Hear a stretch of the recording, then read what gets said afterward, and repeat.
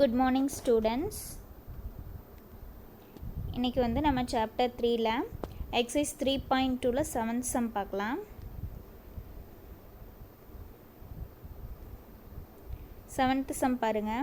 In a family the amount spent in a month for buying provision and vegetables are in ratio 3:2 and if the allotted amount is rupees 4,000 then what will be the amount spent for provision and vegetables அப்படின்னு கேட்டிருக்காங்க. அதாவது ஒரு மந்த்துக்கு provision and வெஜிடபிள்ஸ்க்கு எவ்வளோ செலவு பண்ணுறாங்க அப்படின்னா அந்த ரேஷியோ வந்து எவ்வளோ கொடுத்துருக்காங்கன்னா 3:2ங்கிற ரேஷியோ கொடுத்துருக்காங்க. அவங்க எவ்வளோ அமௌண்ட் அலாட் பண்ணுவாங்க அப்படின்னா 4,000 rupees 4,000ல் வந்து 3:2ங்கிற ரேஷியோவில் ப்ரொவிஷன் அண்ட் வெஜிடபிள்ஸ் வாங்கினாங்க அப்படின்னா ப்ரொவிஷன் அண்ட் வெஜிடபிள்ஸ்க்கு எவ்வளோ அமௌண்ட் செலவாயிருக்கும் அப்படிங்கிறத நம்ம கண்டுபிடிக்கணும். ஓகேவா? பாருங்கள், அவங்க டோட்டல் அமௌண்ட் எவ்வளோ அலாட் பண்ணியிருக்காங்க ஒரு மந்த்துக்கு ப்ரொவிஷன் அண்ட் வெஜிடபிள்ஸ்க்கு rupees 4,000 அலாட் பண்ணியிருக்காங்க. அதை வந்து எந்த ரேஷியோவில் பிரிச்சுருக்காங்க ப்ரொவிஷன் அண்ட் வெஜிடபிள்ஸ்க்கு வந்து 3:2ங்கிற ரேஷியோவில் பிரிச்சுருக்காங்க இல்லையா? 3:2ங்கிற ரேஷியோவில் பிரிச்சுருக்காங்க. இப்போ 3:2 வந்து நம்ம எப்படி எழுதிக்கலாம்? 3 + 2 = 5 அப்படின்னு எழுதிக்கலாமா? இப்போ 3 + 2 = 5. அப்போ 3 + 2 = 5னா ப்ரொவிஷனுக்கு வந்து அந்த 5 பார்ட்ஸில் எவ்வளோ செலவாயிருக்கு அப்படின்னா 3 பார்ட் அண்ட் வெஜிடபிள்ஸ்க்கு வந்து 2 பார்ட் செலவாயிருக்கு இல்லையா? ப்ரொவிஷனுக்கு வந்து 3 பார்ட் அண்ட் வெஜிடபிள்ஸ்க்கு வந்து 2 பார்ட். இப்போ வந்து அந்த 4,000 அமௌண்ட்லேருந்து ப்ரொவிஷன் அண்ட் வெஜிடபிளுக்கு தனித்தனியாக எவ்வளோ செலவாயிருக்குதுன்னு நம்ம கண்டுபிடிக்கலாம். Amount spend for provision first பாருங்கள், ப்ரொவிஷனுக்கு வந்து எவ்வளோ செலவாயிருக்குன்னு கண்டுபிடிக்கிறதுக்கு என்ன பண்ணணும்? 4,000 இன்ட்டு நம்மளுக்கு ப்ரொவிஷனுக்கு எவ்வளோ கொடுத்துருக்காங்க? 3 பார்ட் அவுட் ஆஃப் 5 பார்ட். அப்போ 3/5 அப்படிங்கிறது நம்ம எழுதிக்கிறோம். 4,000 இன்ட்டு 3/5. அப்போ 4,000 இன்ட்டு 3/5 அப்படின்னு எழுதியிருக்கோம் இல்லையா? அப்போ 4,000 வந்து 5ஆல் டிவைட் பண்ணிங்க அப்படின்னா 1 டைம்ஸ் இங்கே வந்து 800 நம்மளுக்கு கிடைக்கும். ஓகேவா? 800. இப்போ 800 இன்ட்டு 3 எவ்வளோ நம்மளுக்கு? 2,400. அப்போ அமௌண்ட் ஸ்பெண்ட் ஃபார் ப்ரொவிஷன் எவ்வளோ நம்மளுக்கு? rupees 2,400. இப்போ ப்ரொவிஷனுக்கு எவ்வளோ அமௌண்ட் செலவாயிருக்குன்னு கண்டுபிடிச்சிட்டோம் இல்லையா? நெக்ஸ்ட்டு பார்த்தீங்க அப்படின்னா vegetables. The amount spend for vegetables எவ்வளோ? 4,000 இன்ட்டு நம்ம எவ்வளோ எழுதியிருக்கோம்? 2 பார்ட் அவுட் ஆஃப் 5 பார்ட் இல்லையா? அப்போ 4,000 இன்ட்டு 2/5 எவ்வளோ அமௌண்ட்? 4,000 இன்ட்டு 2/5 இல்லையா? அதே மாதிரி தான் 4,000 வந்து இப்போ நம்ம 5ஆல் டிவைட் பண்ணோன்னா 1 டைம்ஸ் இங்கே வந்து 800 இல்லையா? அப்போ 800 இன்ட்டு 2 எவ்வளோ நம்மளுக்கு? 1,600. அப்போது அமௌண்ட் ஸ்பெண்ட் ஃபார் வெஜிடபிள்ஸ் எவ்வளோ? rupees 1,600 இல்லையா? இப்போ நம்மளுக்கு தனித்தனியாக எவ்வளோ அமௌண்ட் ஸ்பெண்ட் பண்ணாங்க அப்படின்னு தெரிஞ்சிருச்சு இல்லையா? இப்போ 4,000ல் வந்து ப்ரொவிஷனுக்கு வந்து எவ்வளோ செலவு பண்ணுறாங்க monthly? rupees 2,400 and for vegetables வந்து 1,600. ஓகேவா? அதுதான் நம்ம கீழே எழுதிக்கலாம். The amount spend for provision எவ்வளோ? rupees 2,400 and for vegetables 1,600. ஓகேவா? நெக்ஸ்ட் பாருங்கள். நெக்ஸ்ட்டு வந்து ப்ரொப்போர்ஷன். ப்ரொப்போர்ஷன் அப்படின்னா என்ன? 2 ரேஷியோஸ் வந்து ஈக்குவலாக இருக்கிறத தான் நம்ம என்னன்னு சொல்வோம்? ப்ரொப்போர்ஷன் அப்படின்னு சொல்லுவோம். ஓகேவா? அதாவது when 2 ratios are equal we say that the ratios are in proportion. ஓகேவா? 2 ரேஷியோ ஈக்குவலாக இருந்தது அப்படின்னா அதை தான் வந்து நம்ம என்னன்னு சொல்கிறோம்? ப்ரொப்போர்ஷன் அப்படின்னு சொல்கிறோம். Okay, this is denoted as நம்ம வந்து அந்த ப்ரொப்போர்ஷன்ஸை வந்து எப்படி டினோட் பண்ணுவோம் அப்படின்னா 2 ரேஷியோ இல்லையா? A:B அப்படிங்கிறது ஒரு ரேஷியோ அண்ட் C:D அப்படிங்கிறது ஒரு ரேஷியோ. இப்போ இந்த 2 ரேஷியோஸ் ஈக்குவல் அப்படின்னா நம்ம எப்படி டினோட் பண்ணுவோம் அப்படின்னா A:B proportion to C:D. அதாவது எப்படி ரீட் பண்ணலாம்? A:B as C:D அப்படின்னு நம்ம ரீட் பண்ணலாம். ஓகேவா? இப்போ வந்து சிச்சுவேஷன்ஸ் கொடுத்துருக்காங்க கீழே, அது பார்க்கலாம். பாருங்கள், situation 1. The teacher said to the students, you can do a maximum of 4 projects in mathematics. You will get 5 as internal marks for each project that you do. அதாவது மேத்தமெட்டிக்ஸில் வந்து நீங்கள் 4 ப்ராஜெக்ட் மேக்ஸிமம் செய்யலாம். ஒரு ப்ராஜெக்ட்டுக்கு வந்து 5 வந்து இன்டர்னல் மார்க்ஸ் தான் உங்களுக்கு கிடைக்கும் அப்படின்னு சொல்லியிருக்காங்க. ஓகேவா? மேக்ஸிமம் 4 ப்ராஜெக்ட் செய்யலாம் அப்படின்னு சொல்லியிருக்காங்க. அப்போது Kamala asked teacher, what if I do 2 or 3 or 4 projects? The teacher replied, for 2 projects you will get 10 marks, for 3 projects you will get 15 marks, and for 4 project you will get 20 marks. இப்போ என்ன கேட்குறாங்க அப்படின்னா, இப்போ ஒரு ப்ராஜெக்ட்டுக்கு வந்து நீங்கள் வந்து maximum 4 project செய்யலான்னு சொல்லியிருக்கீங்க. அப்போ வந்து ஒரு ப்ராஜெக்ட்டுக்கு ஒவ்வொரு ப்ராஜெக்ட்டுக்கும் நீங்கள் 5 மார்க்ஸ் சொல்லியிருக்கீங்க அப்படின்னா, நான் 4 ப்ராஜெக்ட் செஞ்சேன்னா எவ்வளோ மார்க் கிடைக்கும் அப்படின்னு கேட்டிருக்காங்க. அதான் சொல்லியிருக்காங்க. இப்போ அதாவது 2 or 3 or 4, இப்போ வந்து 2 ப்ராஜெக்ட் செஞ்சால் எவ்வளோ, 3 ப்ராஜெக்ட் செஞ்சால் எவ்வளோ, 4 ப்ராஜெக்ட் செஞ்சால் எவ்வளோ அப்படிங்கிறத கமலா வந்து டீச்சர்கிட்ட கேட்குறாங்க. அப்போ அவங்க என்ன சொல்கிறாங்க அப்படின்னா, 2 ப்ராஜெக்ட்டுக்கு வந்து நீங்கள் 10 மார்க்ஸ் கிடைக்கும், 3 ப்ராஜெக்ட்டுக்கு 15 மார்க்ஸ், 4 ப்ராஜெக்ட்டுக்கு 20 மார்க்ஸ் கிடைக்கும் அப்படின்னு சொல்கிறாங்க. ஓகேவா? Here 1 project carries 5 marks. அப்போ ஒரு ப்ராஜெக்ட்டுக்கு எவ்வளோ மார்க் நம்மளுக்கு? 5 மார்க் இல்லையா? அது ஈக்குவலன் டு சேயிங், அப்போ ஒரு ப்ராஜெக்ட்டுக்கு 5 மார்க்னா 2 ப்ராஜெக்ட்டுக்கு 10 மார்க்கு, 3 ப்ராஜெக்ட்டுக்கு வந்து 15 மார்க் சொன்னாங்க. 4 ப்ராஜெக்ட்டுக்கு வந்து எவ்வளோ மார்க் சொல்லியிருக்காங்க? 20 மார்க் இல்லையா? அதுதான் இங்கே வந்து எப்படி சொல்லியிருக்காங்க அப்படின்னா, ரேஷியோஸில் 1:5, அதாவது ஒரு ப்ராஜெக்ட்டுக்கு வந்து 5 மார்க்ஸ் அப்படிங்கிறது 1:5 அப்படிங்கிற ரேஷியோவில் டினோட் பண்ணியிருக்காங்க. நெக்ஸ்ட்டு 2 ப்ராஜெக்ட்டுக்கு 10 மார்க்ஸ், 3 ப்ராஜெக்ட்டுக்கு 15 மார்க்ஸ், 4 ப்ராஜெக்ட்டுக்கு 20 மார்க்ஸ். இப்போ என்ன சொல்லியிருக்காங்க அப்படின்னா, இது எல்லா ரேஷியோஸும் வந்து equal. 1:5 equal to 2:10 equal to 3:15 equal to 4:20 அப்படி சொல்லியிருக்காங்க. Are set to be in proportion. அப்போ இந்த ரேஷியோஸ்லாம் வந்து ப்ரொபோர்ஷனில் இருக்குது அப்படின்னு சொல்லியிருக்காங்க. ஓகேவா? அப்போ thus 1:5 is in proportion to 2:10, 3:15, 4:20 and so on. அப்போ ஒரு ப்ராஜெக்ட்க்கு 5 மார்க்ஸ் அப்படின்னு நம்ம அலாட் பண்ணிட்டோம் அப்படின்னா, இந்த மாதிரி 1:5 அப்படிங்கிறது வந்து இந்த எல்லா ரேஷியோஸ்க்கும் எது ஈக்குவல்? 1:5 அப்படிங்கிறது வந்து இந்த எல்லா ரேஷியோஸ்க்கும் ஈக்குவல். அதாவது 1:5 வந்து எதுக்கு ஈக்குவல்? 2:10, 3:15, 4:20, 5:25 அந்த மாதிரி எல்லா ரேஷியோஸ்க்கும் வந்து எது ஈக்குவல் அப்படின்னா 1:5 அப்படிங்கிறது ஈக்குவல் அப்படின்னு சொல்லியிருக்காங்க. This is denoted by 1:5 proportion to 2:10. ஓகேவா? அதை நம்ம எப்படி ரீட் பண்ணிக்கலாம் அப்படின்னா 1:5 as 2:10 அப்படின்னும் ரீட் பண்ணிக்கலாம். And so one. அதாவது இப்போ எப்படி 1:5 as 2:10 அப்படின்னு எழுதியிருக்காங்களோ அதே மாதிரி நம்ம எப்படி எழுதலாம்? 3:15க்கும் வந்து 1:5 as 3:15. 4:20க்கும் அதே மாதிரி எழுதலாம். 1:5 as 4:20 அப்படிங்கிறதும் எழுதலாம். ஓகேவா? 4:20 அப்படின்னும் நம்ம எழுதலாம். ஓகேவா? அதை தான் சொல்லியிருக்காங்க. அதாவது ஒரு ப்ராஜெக்ட் நம்ம 5 மார்க்ஸ்னால் அதே மாதிரி 2, 3, 4 அப்படிங்கிற ப்ராஜெக்ட்ஸ்க்கு எவ்வளோ மார்க்கு அப்படிங்கிறது நம்மளுக்கு தெரிஞ்சிடும். அது எல்லாமே ப்ரொப்போர்ஷனில் இருக்குது அப்படின்னு நம்ம சொல்லியிருக்கோம் இல்லையா? அதுதான் வந்து இங்கே எழுதியிருக்காங்க. நெக்ஸ்ட் பாருங்கள், சிச்சுவேஷன் 2. சிச்சுவேஷன் 2ல் வந்து என்ன கொடுத்துருக்காங்க அப்படின்னா, the size of the photograph of Srinivasa Ramanujan as shown in the figure 3.5a is of length 5 grids and width 3 grids. Figure 3.5b shows the enlarged size of the photograph of length 10 grids and width 6 grids. Here என்ன சொல்லியிருக்காங்க அப்படின்னா, இந்த small size photograph இருக்கு இல்லையா, ராமானுஜமோட small size ஃபோட்டோகிராஃபில் எவ்வளோ length and with இருக்குதுன்னு சொல்லியிருக்காங்க அப்படின்னா 5 grids வந்து லென்த்து சொல்லியிருக்காங்க. அதாவது 1, 2, 3, 4, 5 லென்த் வந்து எவ்வளோ grids? 5 grids சொல்லியிருக்காங்க. வித் வந்து எவ்வளோ grids சொல்லியிருக்காங்க? 3. வித் வந்து 1, 2 and 3 grids வந்து வித் சொல்லியிருக்காங்க.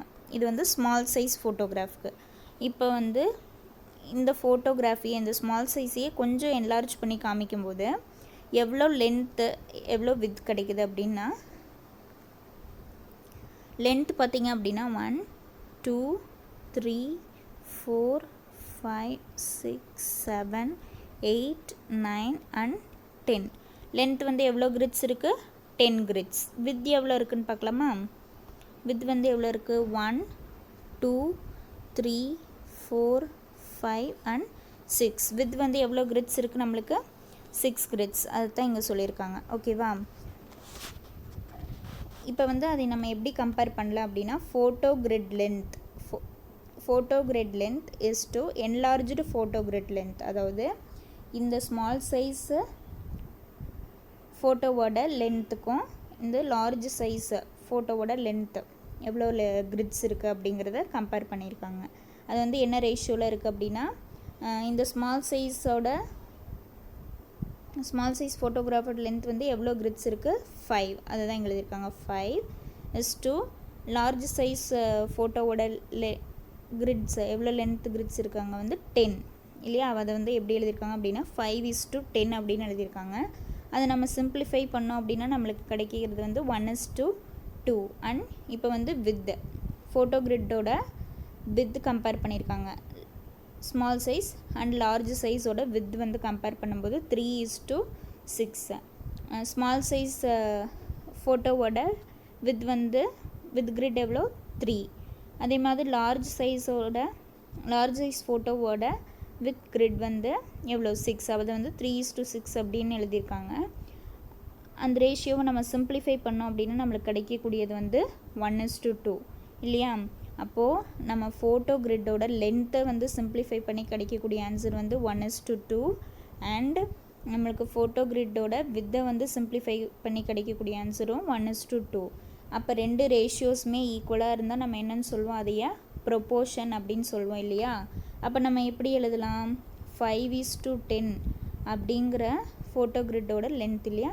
அது வந்து எதுக்கு ப்ரொப்போர்ஷனலாக இருக்குதுன்னு சொல்லியிருக்காங்க? ஃபோட்டோ கிரிட்டோட வித்துக்கு ப்ரொப்போர்ஷனலாக இருக்குது அப்படின்னு சொல்லியிருக்காங்க. 3:6 இல்லையா? அப்போ இந்த ரெண்டு ரேஷியோஸும் வந்து ப்ரொப்போர்ஷன் அப்படிங்கிறத எப்படி சொல்லலாம்? 5:10 as 3:6 அப்படின்னு சொல்லலாமா? ஓகேவா? அதுதான் இங்கே சொல்லியிருக்காங்க. ஓகேவா? ப்ரொப்போர்ஷன்னா என்னன்னு நம்மளுக்கு தெரிஞ்சிருச்சா? நெக்ஸ்ட்டு பாருங்கள், ப்ரொப்போர்ஷனாலிட்டி லா சொல்லியிருக்காங்க. If 2 ratios are in proportion, ப்ரொப்போர்ஷனை நம்ம எப்படி எழுதுவோம்? A:B as C:D, then the product of the extremes is equal to the product of the means அப்படின்னு சொல்லியிருக்காங்க. இப்போ ரெண்டு ரேஷியோஸ் வந்து ஈக்குவல் ப்ரொப்போர்ஷன்ஸாக இருந்தது அப்படின்னா the product of the extremes is equal to the product of means அப்படின்னு சொல்லியிருக்காங்க. this is called proportionality law. இதுதான், அதாவது ப்ராடக்ட் ஆஃப் எக்ஸ்ட்ரீம்ஸ் வந்து எதுக்கு ஈக்குவல் சொல்லியிருக்காங்க? Product of means. அதுதான் வந்து ப்ரொப்போர்ஷனாலிட்டி லா அப்படின்னு சொல்லியிருக்காங்க. அதாவது என்ன அப்படின்னா, இப்போ பார்த்தீங்க அப்படின்னா ரெண்டு ரேஷியோ எடுத்துருக்கோம் இல்லையா? ரெண்டு ரேஷியோவில் A:B as C:D இல்லையா? இப்போ ஃபஸ்ட் ரேஷியோ எடுத்துக்கிட்டிங்க அப்படின்னா ப்ராடக்ட் ஆஃப் த எக்ஸ்ட்ரீம் சொல்லியிருக்காங்களா? ஃபஸ்ட்டு ரேஷியோவோட ஃபஸ்ட்டு ஒன், அதாவது A. நெக்ஸ்ட்டு செகண்ட் இந்த ரேஷியோ C:D எடுத்திருக்கோம் இல்லையா? C:Dயில் வந்து இந்த ரேஷியோவில் வந்து லாஸ்ட், அதாவது ஃபஸ்ட் ரேஷியோவில் ஃபஸ்ட், செகண்ட் ரேஷியோவில் லாஸ்ட். இதை ரெண்டையும் நம்ம மல்டிபிள் ஓகேவா? மல்டிபிள் பண்ணோன்னா நெக்ஸ்ட்டு இது ரெண்டையும் நம்ம மல்டிபிள் பண்ணோம், அதாவது A:D. ஓகேவா? எதுக்கு ஈக்குவல் அப்படின்னு சொல்லியிருக்காங்க? இதுதான் வந்து ப்ராடக்ட் ஆஃப் எக்ஸ்ட்ரீம்ஸ், அதாவது இதோட ஃபஸ்ட் ரேஷியோட ஃபஸ்ட்டும் செகண்ட் ரேஷியோட லாஸ்ட், அதாவது A:D வந்து எதுக்கு ஈக்குவல் அப்படின்னு சொல்லியிருக்காங்க? ப்ராடக்ட் ஆஃப் த மீன்ஸ் அப்படின்னா ஃபஸ்ட் ரேஷியோட செகண்ட் டேர்ம் இருக்கு இல்லையா? அதுவும் செகண்ட் ரேஷியோட ஃபஸ்ட் டேர்ம், அது B:C. இது ரெண்டும் ஈக்குவல் அப்படின்னு சொல்லியிருக்காங்க. இதுதான் என்ன அப்படின்னா, the product of the extremes is equal to product of the means அப்படின்னு சொல்லியிருக்காங்க. அதாவது A:D is equal to B:C அப்படின்னு சொல்லியிருக்காங்க. ஓகேவா? அதாவது A:D வந்து எதுக்கு ஈக்குவல் அப்படின்னு சொல்லியிருக்காங்கன்னா B:C அப்படிங்கிறதுக்கு ஈக்குவல் அப்படின்னு சொல்லியிருக்காங்க. ஓகேவா? here A and D are the extremes, B and C are the means. அதுதான் இங்கே சொல்லியிருக்காங்க. ஓகேவா? A and Dயும் வந்து எக்ஸ்ட்ரீம்ஸ், B and C தான் வந்து மீன்ஸ் அப்படின்னு சொல்லியிருக்காங்க. Also if 2 ratios are equal, that is ரெண்டு ரேஷியோ ஈக்குவல் அப்படிங்கிறத நம்ம எப்படி எழுதலாம் அப்படின்னா, அதாவது இப்போ ஃப்ராக்ஷன் ஃபார்மில் A/B எப்படி எழுதுவோம், A/B அப்படின்னு எழுதுவோம். C/D வந்து C/DN அப்படின்னு எழுதுவோம் இல்லையா. அது ரெண்டும் ஈக்குவலாக அப்படின்னா இது வந்து கிராஸ் ப்ராடக்ட் அப்படின்னு சொல்லியிருக்காங்க. அதாவது ஃபஸ்ட் ரேஷியோ வந்து A/B நம்ம எப்படியும் எழுதலாம், A/Bயும் எழுதலாம். C/Dயை வந்து C/Dன்னு எழுதுவோம் இல்லையா. இது ரெண்டும் ஈக்குவல் தான். நம்மளுக்கு ரேஷியோஸ் ரெண்டும் ஈக்குவலாக இருந்தால் இந்த மாதிரி ஃப்ராக்ஷன்ஸ் ரெண்டும் நம்மளுக்கு ஈக்குவலாக தான் இருக்குது. அப்போ A/B = C/D. இது வந்து கிராஸ் ப்ராடக்ட் ஆஃப் ப்ரொபோர்ஷன் அப்படின்னா இப்படி A/D is equal to B into C அப்படின்னு சொல்லியிருக்காங்க. இது பாருங்கள், இப்படி தான் போடணும். A/B = C/D இல்லையா. அப்போ வந்து A into D, இதுதான் க்ராஸ் ப்ராடக்ட், நான் மாற்றி போட்டேன். இது வந்து A into D B into C அப்படின்னு இப்படி தான் போடணும். ஓகேவா. A into D and B into C. AD = BC. ஓகேவா. இது வந்து கிராஸ் ப்ராடக்ட் அப்படின்னு சொல்லியிருக்காங்க. Is called the cross product of proportions அப்படின்னு சொல்லியிருக்காங்க.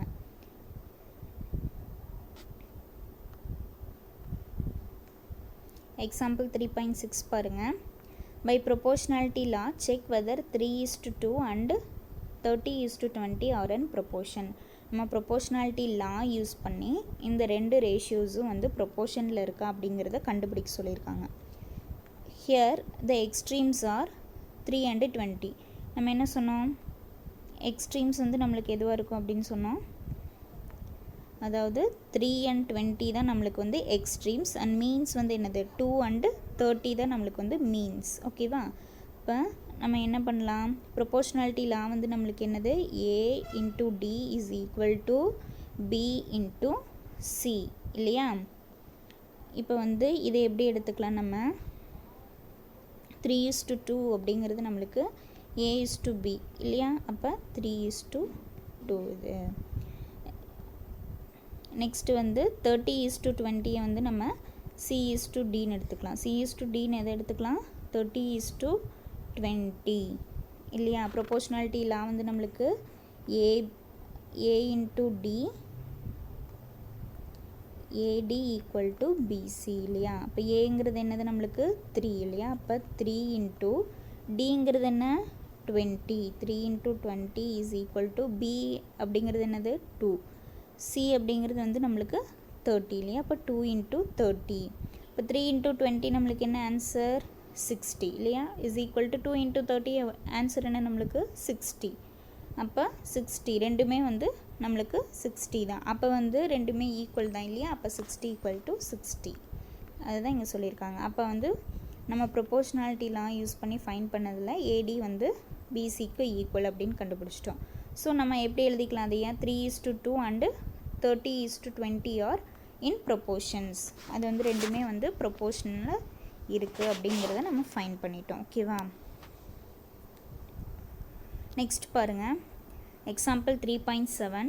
A picture is resized in a computer as shown below. Do you observe any change in shape and size of the picture? Check whether the ratio formed by its length and breadth or in proportion by cross product method அப்படின்னு சொல்லியிருக்காங்க இல்லையா. இப்போ வந்து நம்மளுக்கு ரெண்டு pictures கொடுத்துருக்காங்க. இங்கே பாருங்கள், ரெண்டு பிக்சர்ஸ் கொடுத்துறதுல உங்களுக்கு வந்து என்ன சேஞ்சஸ் தெரியுது அப்படின்னு கேட்டிருக்காங்க. பிக்சர்ஸ் ஒரு இந்த ரேஷியோஸ் வந்து எப்படி நம்ம எழுதியிருக்கலாம். இப்போ வந்து கீழே வந்து நம்மளுக்கு என்ன கொடுத்துருக்காங்க 2 கொடுத்துருக்காங்க இல்லையா.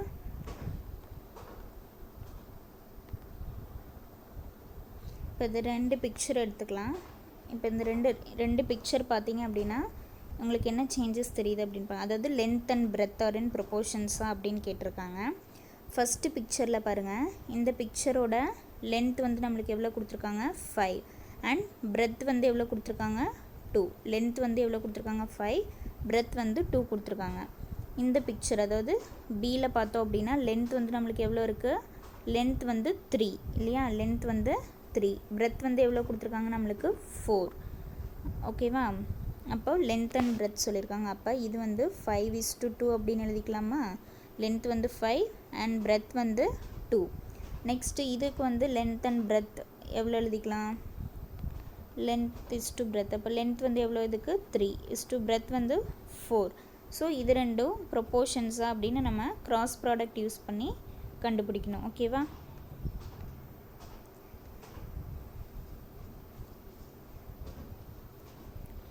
அதாவது இப்போ பார்த்தீங்கன்னா என்ன ரேஷியோவில் நம்ம இப்போ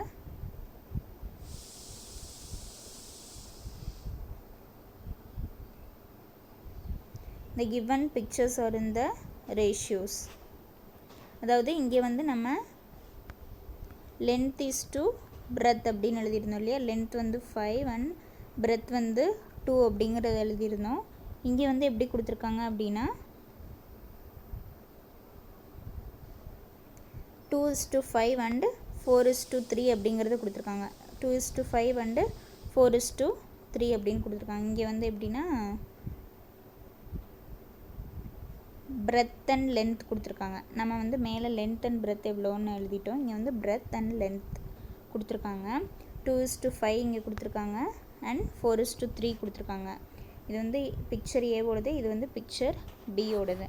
hence here the extremes and means பார்க்கலாமா? எக்ஸ்ட்ரீம்ஸ் எவ்வளோ? 2 × 3 தான் எக்ஸ்ட்ரீம்ஸ். மீன்ஸ் வந்து 5 × 4 தான் வந்து நம்மளுக்கு மீன் இல்லையா? அப்போ ப்ராடக்ட் ஆஃப் எக்ஸ்ட்ரீம் எவ்வளோ? a × d. 2 × 3 வந்து 6 இல்லையா? அடுத்து ப்ராடக்ட் ஆஃப் மீன்ஸ் வந்து bc, அது வந்து 5 × 4 20. இப்போ இது ரெண்டும் ஈக்குவலாக இருக்கா?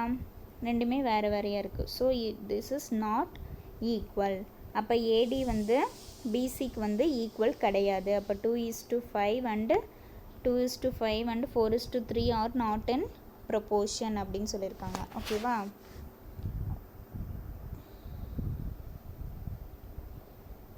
இப்போ 2:5 and 4:3 ரெண்டுமே வந்து ப்ரொப்போர்ஷன் இல்லை அப்படிங்கிறத சொல்லியிருக்காங்க. இதில் பாருங்கள், fill the box by using cross product rule of two ratios 1/8 = 5 இந்த பாக்ஸ் வந்து இந்த பாக்ஸில் வந்து என்ன வரும் அப்படின்னு கேட்டிருக்காங்க. இப்போ நம்ம கிராஸ் ப்ராடக்ட் ரூலில் 1/8 = 5 இங்கே வந்து என்ன வரும் அப்படிங்கிறத நம்ம கண்டுபிடிக்கணும் இல்லையா?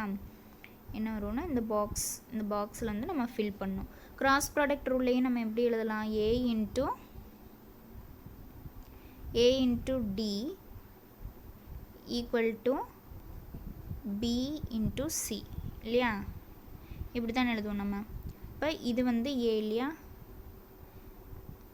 அதாவது a/b = c/d. இதுதான் வந்து நம்ம எப்படி எழுதுவோம்? கிராஸ் ப்ராடக்ட் ரூலில் வந்து a × d = b × c அப்படின்னு எழுதுவோமா? அப்போ வந்து நம்ம இங்கே வந்து ஏங்கிறதும் நம்மளுக்கு இருக்குது, பிங்கிறதும் இங்கே நம்மளுக்கு இருக்குது, சிங்கிறதும் இருக்குது. நம்ம இப்போ என்ன மட்டும்தான் கண்டுபிடிக்கணும்? டி மட்டும்தான் கண்டுபிடிக்கணும் இல்லையா? அப்போ ஏ வந்து என்ன நம்மளுக்கு 1 × டி வந்து நம்மளுக்கு தெரியாது இல்லையா? அப்போ இதை நம்ம டீனே வச்சுக்கலாம். = பி வந்து என்ன நம்மளுக்கு? பி வந்து நம்மளுக்கு இங்கே 8 இல்லையா? சி வந்து என்ன நம்மளுக்கு 5. அப்போ 8 × 5.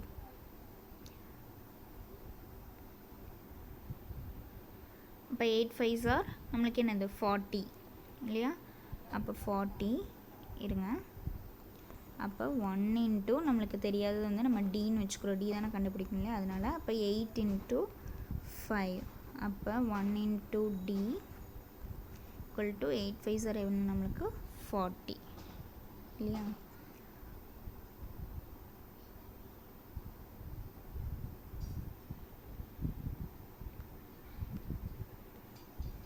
அதாவது இப்போ 1 × d = 8 5s are நம்ம என்ன கண்டுபிடிச்சிருந்தோம்? 40. இப்போ டிங்கிறது என்னென்னு கண்டுபிடிக்கணும். அப்போ d = 40. 1 × d என்ன தான் நம்மளுக்கு டின்னு எழுதிக்கலாம். இப்போ வந்து d கண்டுபிடிக்கணும். 1 வந்து மல்டிப்பிளில் இருக்குங்க, இங்கே போயிடுச்சுன்னா நம்மளுக்கு டிவைட் பை 1 ஆயிரும் இல்லையா? அப்போ 40 வந்து 1ஆல் டிவைட் பண்ணால் நம்மளுக்கு ஆன்சர் எவ்வளோ தான் கிடைக்கும்? 40. d = அப்போ 40. நம்ம என்னென்னு கண்டுபிடிச்சிட்டோம்? d = 40 அப்படிங்கிறத கண்டுபிடிச்சிட்டோம் இல்லையா? அப்போ இங்கே என்ன ஃபில் பண்ணிக்கலாம்? 1/8 = 5 என்ன கண்டுபிடிச்சிருக்கோம்? 40. ஓகேவா? கிராஸ் ப்ராடக்ட் ரூல் யூஸ் பண்ணி கண்டுபிடிச்சாச்சு. செகண்ட் ஒன் பார்த்தீங்கன்னா அதாவது 1 to 9 டிஜிட்ஸ் 1 to 9 வரைக்கும் எல்லா நம்பரையும் ஒன் டைம் யூஸ் பண்ணி எவ்வளோ ரேஷியோஸ் வந்து ப்ரொப்போர்ஷனில் எழுத முடியும் அப்படிங்கிறத வந்து எழுத சொல்லியிருக்காங்க. எவ்வளோ ரேஷியோஸ் வந்து ப்ரொப்போர்ஷனில் எழுத முடியும் அப்படிங்கிறத சொல்லியிருக்காங்க. ஃபார் எக்ஸாம்பிள் என்ன கொடுத்துருக்காங்கன்னா 2/4 = 3/6 அந்த மாதிரி இன்னும் எவ்வளோ ரேஷியோஸ் வந்து அந்த மாதிரி ப்ரொப்போர்ஷனில் வரும் அப்படின்னு கேட்டிருக்காங்க. அதை ட்ரை பண்ணி பாருங்கள். நெக்ஸ்ட் பாருங்கள், எக்ஸசைஸ் 3.3ல் தேர்ட் சம் பாருங்கள். Using the numbers 3, 9, 4, 12 right 2 ratios that are in proportions. அதாவது நம்பர் 3, 9, 4, 12 யூஸ் பண்ணி 2 ரேஷியோ ப்ரொப்போர்ஷனாக இருக்க மாதிரி எழுத சொல்லியிருக்காங்க. இப்போ பார்த்தீங்கன்னா எப்படி எழுதலாம் அப்படின்னா 2 ரேஷியோஸ் எழுத சொல்லியிருக்காங்க இல்லையா.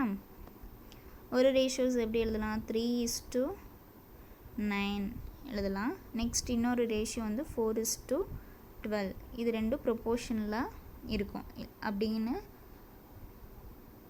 இது ரெண்டுமே ப்ரொப்போர்ஷனலாக இருக்கும். ஓகேவா, அது எப்படின்னு பார்க்கலாமா. அதாவது 3:9 2 ரேஷியோஸ் எழுத சொன்னதில் 3:9 அண்டு 4:12 எழுதிட்டோம். இது ரெண்டும் ப்ரொப்போர்ஷனாக இருக்குமா அப்படிங்கிறது எப்படி கண்டுபிடிக்கலாம் அப்படின்னா, இப்போ வந்து இதை சிம்பிளிஃபை பண்ணுங்கள். இது சிம்பிளிஃபை பண்ணிங்க அப்படின்னா உங்களுக்கு கிடைக்கக்கூடிய ஆன்சர் வந்து என்னது, 1:3 இல்லையா. நெக்ஸ்ட் இதை சிம்பிளிஃபை பண்ணிங்கனாலும் உங்களுக்கு என்ன ஆன்சர் கிடைக்கும் அப்படின்னா 1:3. ஸோ இந்த 2 ரேஷியோமே வந்து சிம்பிளிஃபை பண்ணால் நம்மளுக்கு என்ன கிடைக்குது, 1:3 தான் கிடைக்குது. ஸோ ரெண்டுமே எப்படி இருக்குது, ஈக்குவலாக இருக்குது.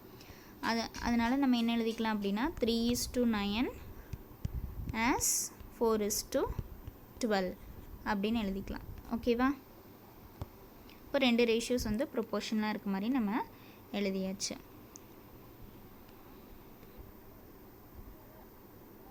இப்போ பாருங்கள், ஃபோர்த்து சம் பாருங்கள். Find whether 12, 24, 18, 36 in that order can be expressed as 2 ratios that are in proportion.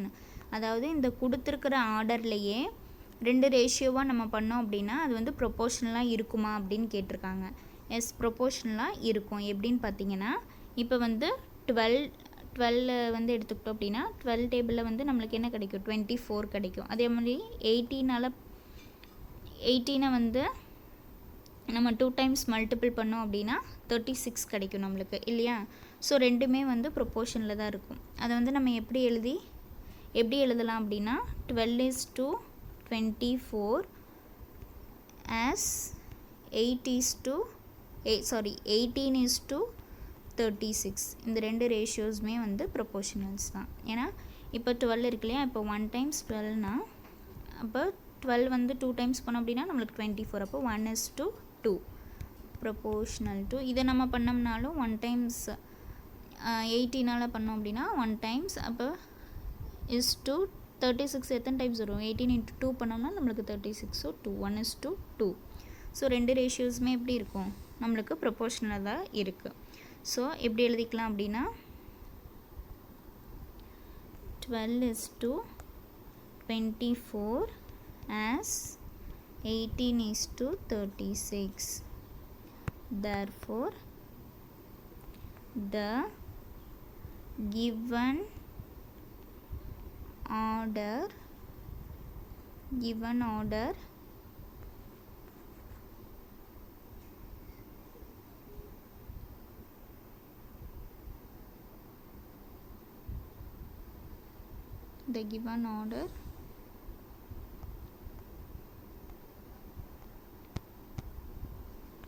expressed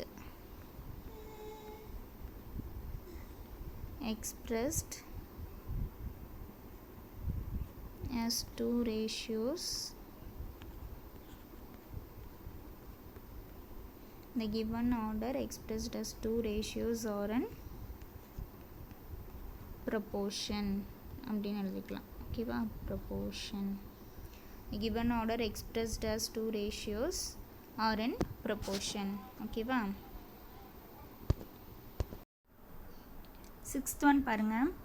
The America's famous Golden Gate Bridge is 6,480 feet long with 756 feet tall towers. A model of this bridge exhibited in a fair is 60 feet long with 7 feet tall towers. Is the model in proportion to the original bridge அப்படின்னு கேட்டிருக்காங்க. அதாவது America famous golden gate பிரிட்ஜோட ratio எப்படி கொடுத்துருக்காங்க அப்படின்னா 6480:756. ஓகேவா, அதோட model அது மாதிரியே இருக்கிற மாடல் வந்து எப்படி செஞ்சுருக்காங்க அப்படின்னா 60 feet, அதாவது 60:7 அப்படிங்கிற ரேஷியோவில் வச்சு செஞ்சுருக்காங்க. அப்போ is the model in proportion to the original bridge. அப்போ இந்த மாடல் வந்து அதாவது 60:7 வந்து 6480:756க்கு ப்ரொபோர்ஷனலாக இருக்குமா அப்படின்னு கேட்டிருக்காங்க. அதாவது மாடல் பிரிட்ஜ் வந்து ஒரிஜினல் பிரிட்ஜுக்கு வந்து ப்ரொபோர்ஷனலாக இருக்குமா அப்படின்ட்டு கேட்டிருக்காங்க. ஓகேவா, பாருங்கள். த அமெரிக்காஸ் கோல்டன் கேட் பிரிட்ஜின் ரேஷியோ எப்படி கொடுத்துருக்காங்க 6480:756 இல்லையா. அப்போது இது பார்த்திங்க அப்படின்னா 6480:756 நீங்கள் சிம்பிளிஃபை பண்ணிங்க அப்படின்னா உங்களுக்கு கிடைக்கக்கூடிய ஆன்சர் வந்து 60:7 அப்படிங்கிற ரேஷியோவில் கிடைக்கும். அதாவது மாடல் பிரிட்ஜ் ரேஷியோன்னா 60:7 இல்லையா. அப்போ ரெண்டு ரேஷியோவும் எப்படி இருக்குது, நம்மளுக்கு ஈக்குவலாக இருக்குது. இப்போ இதுவும் வந்து சிம்பிளிஃபை பண்ணோம் அப்படின்னா America's golden gate bridge ratio கொடுத்துருக்காங்க இல்லையா, அதை நம்ம சிம்பிளிஃபை பண்ணோம் அப்படின்னா கிடைக்கக்கூடிய ஆன்சர் வந்து 60:7. அதே மாதிரி மாடல் பிரிட்ஜோட ரேஷியோவும் எப்படி 60:7 அப்படின்னு தான் கொடுத்துருக்காங்க. அப்போ ரெண்டு ரேஷியோவுமே ஈக்குவலாக இருக்குது இல்லையா. அப்போ therefore the model bridge ratio is proportion to எதுக்கு ப்ரொபோர்ஷனலாக இருக்குது, அமெரிக்காஸ் கோல்டன் கேட் பிரிட்ஜ் ரேஷியோக்கு வந்து ப்ரொபோர்ஷனலாக இருக்குது. அப்போ 60:7 as 6480:756. அப்போ ரெண்டு ரேஷியோவும் ப்ரொபோர்ஷனாக இருக்குது. ஓகேவா, அப்போது நிசம் பார்த்துட்டோம் இல்லையா. அப்போ மாடல் பிரிட்ஜோட ரேஷியோ வந்து ஒரிஜினல் பிரிட்ஜுக்கு ப்ரொபோர்ஷனாக இருக்குது. ஓகேவா. Okay students, thank you. நெக்ஸ்ட் கிளாஸில் பார்க்கலாம்.